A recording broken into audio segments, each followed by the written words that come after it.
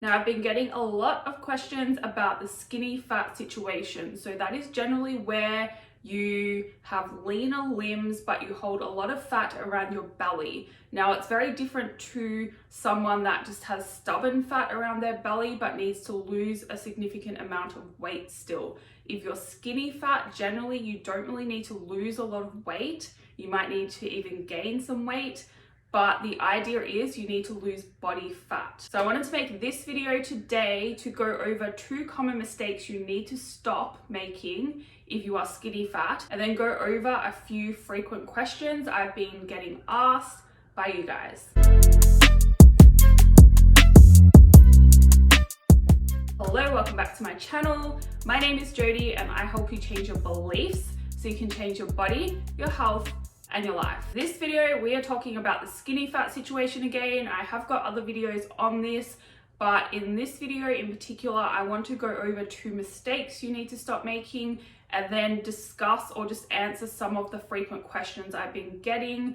Hopefully it helps you. I am going to link an article that I recommend you read after this video. It is on body recomposition and it basically explains exactly what you need to do if you are skinny fat to get rid of that body fat that you're holding on to. A lot of my clients, when they come to me, they are in the skinny fat category, and I do speak to a lot of you guys on my Instagram as well. I put the link to that in my description box. So I have a fairly good understanding of what you are doing wrong. And in addition, I also did the same thing. So I started off skinny fat as well and was making these mistakes. So the first mistake that you need to stop making is not eating enough food. If you are the skinny fat I'm talking about, you need to lose body fat. You don't really need to lose weight.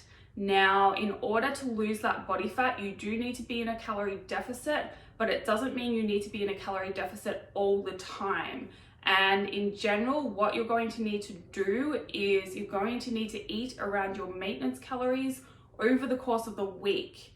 How I like to set it up is explained very well in that article that I mentioned before, but basically you want to cycle your calories. So you don't want to be aiming for a calorie deficit by the end of the week, or if you do, it's probably going to be a very small deficit. But generally, you can make very good progress at the start, eating around your maintenance calories even every day and just manipulating your exercise. And then I do like to transition to calorie cycling, where you basically have higher calorie days on your training days and then lower calorie days on your rest days. But in terms of your food, for you do not need to eat less and less. Now, most of the clients that start with me are eating around 1,200 calories or less a day. And what I generally do straight away, bump them up to around their maintenance calories. So generally that is estimated to be around 1,600, 1,700 calories. And what happens is they start to see changes straight away. And one of the changes that they start to see is in terms of bloating. So if you are putting yourself into a big deficit, doing lots of cardio, which generally they are doing as well, your body is going to be under a lot of stress and you're probably holding onto extra water. You might not even be aware of this. As soon as you increase your calories a bit and take away some of that stress load, you'll notice that water retention goes down and you'll start to feel leaner already. Now, this isn't for everyone, but I have seen it happen over and over again. And the crazy thing is as well, when these clients have their calories bumped up, they don't actually gain any weight. Their weight stays stable. So you really need to, if you are skinny fat, you need to be eating around your maintenance calorie intake. You don't need to be eating in a calorie deficit every day. And in most cases, you're going to need to be eating more than 1,200 calories a day to make progress. Now, the next mistake I see being made is doing too much cardio for your exercise. Now, there is nothing wrong with cardio. I'm not saying it is bad for you, and you can do it if you enjoy it. You can do it for your health and all of that.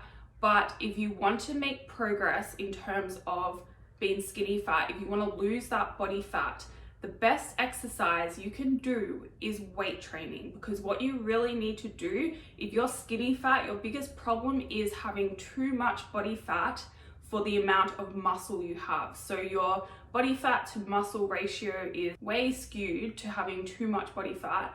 And as a result, you don't have that lean and toned appearance that you actually desire. Weight training will fix that. And what you want to do with your weight training is you need to be aiming to get super strong. Adding in more cardio, including HIIT cardio. So even those HIIT workouts that aren't really true HIIT, like where you do lots of jumping generally, 30 seconds on, 30 seconds off. That type of training you need to minimize, and you need to prioritize weight training and getting strong. Now, in most cases with my clients, I get rid of cardio altogether. If you're skinny fat, I assign a step target for the health benefits, because walking is one of the best exercises you can do no matter who you are and what your goal is, just for overall health, mental health and physical health.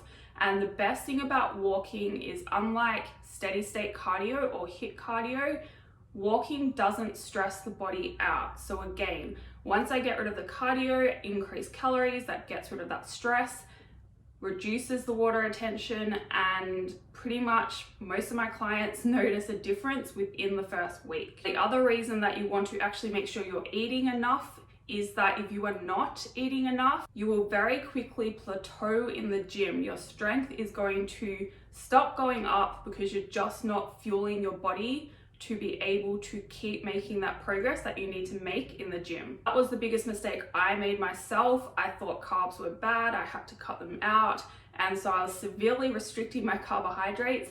As a result, my strength was plateauing, my workouts were pretty shit, and I wasn't making any progress. And when I increased my carbohydrate intake by like 100 grams a day, in addition to what I was already eating, that is when I started making really good progress. All right, so now for some frequent questions I have been getting about this situation. First question is, what is more important, exercise or diet? Now, in the case of the skinny fat situation, it's a hard one, but I would actually say your exercise is more important than what your diet is. As long as you're generally eating healthy and you're generally eating enough food to fuel your workouts, and you're not overeating. Like in most cases, I don't see overeating as an issue in the skinny fat person. I see undereating as the biggest issue. So if you just eat to feel good, to have enough energy, eat until you're full basically, or track your calories and make sure you're eating around maintenance over the course of the week, and then really focus on making weight training the biggest priority of your life basically. Like you need to make sure you are doing weight training sessions, even if that is at home. You need to be aiming to get stronger in some way. So if you are stuck at home at the moment, what you can do is body weight exercises. You just have to make sure you are choosing ones that are challenging enough to stimulate your muscles to grow. Now, another frequent question I've been getting asked is, what food is best to eat? Now, in terms of your macro breakdown, you want to make sure you are getting enough protein, because that is going to help provide the building blocks for your muscle to grow. I would start by aiming for 1 gram per pound of body weight, and you can always increase slightly if you are finding that easy to hit, but try to hit that first. Protein is the most important macronutrient, I would say. And then it's also really important to get enough carbs, because carbs are going to be the best fuel for your weight training workouts. Now, in terms of fat, you can't cut them out altogether, because fat is essential for health and it also fills you up and helps things taste good.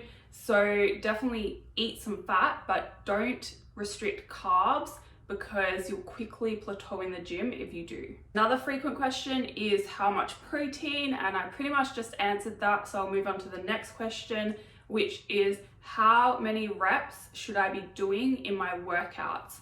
Now, it really depends. That is a very hard question to answer, because really your program should be periodized so that you cover a whole range of reps. Now, I am going to link another article below which explains how to make your own workout program for the gym if you don't have the funds available to buy a program. But there are so many programs online that are pretty affordable. But check out that article if you want to make your own program. But you definitely need to be following a structured program And yeah, the reps really depend on what your program is, but you can definitely make progress doing low reps with heavy weight or fairly high reps with lower weight. It's more about the quality of those reps, making sure you're using proper form and using enough weight to challenge your muscles. All right, so the last question in this little Q&A is, how long will it take to notice change? Now, this one again is a really hard question to answer because it depends on what change you are focusing on. If you're focusing on getting rid of your bloating, then maybe it will happen in a week or two. If you're focusing on the big physical transformation you want to make, honestly, it is going to take time. Losing fat takes time, building muscle takes longer. Doing them at the same time takes even longer. You can't really change this. So what I would do is, in your head, you have to set yourself up for a 6 to 12 month journey. That shouldn't discourage you because you will notice other forms of progress along the way, especially in terms of how good you're feeling. You're probably going to have more energy if you have been eating too little and you increase your food.